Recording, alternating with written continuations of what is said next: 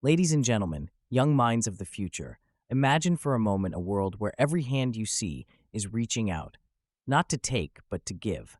A world where the strong do not prey on the weak, but instead lift them up.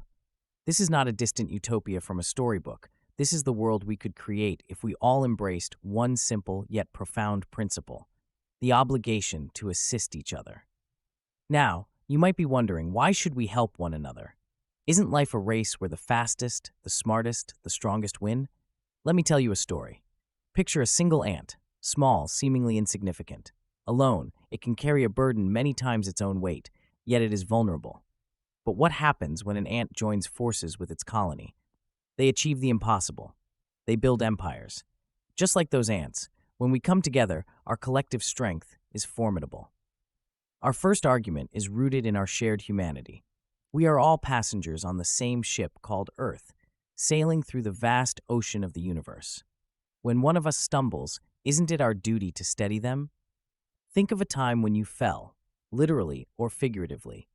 The hand that helped you up, wasn't it a beacon of hope? We have an ethical responsibility to be that beacon for others. It's the golden rule: do unto others as you would have them do unto you.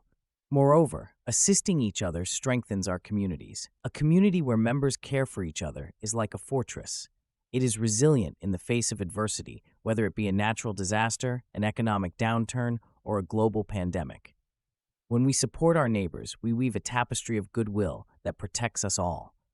Remember, every fortress is built one stone at a time. Every act of kindness is a stone in the fortress of our community. Let's not forget the power of setting an example.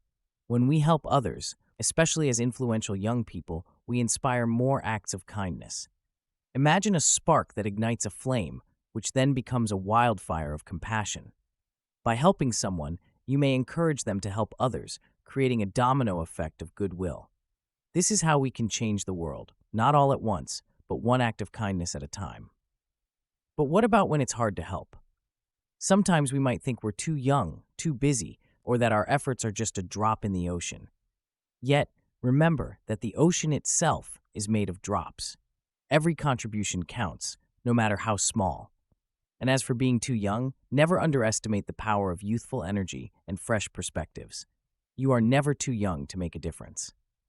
In conclusion, my friends, we began by imagining a world where helping hands are the norm, not the exception. We've explored the ethical, communal, and inspirational reasons why we have an obligation to assist each other. We've seen that our efforts, however small, are vital to the greater good. So let us leave here today with a renewed commitment to be the architects of a world built on the foundation of mutual assistance.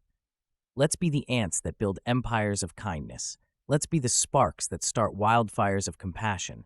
And let's be the stones that fortify our community fortress. Together, we can ensure that no one stumbles without a helping hand to lift them up. Because, in the end, the strength of our world lies in the strength of our bonds with each other. Thank you.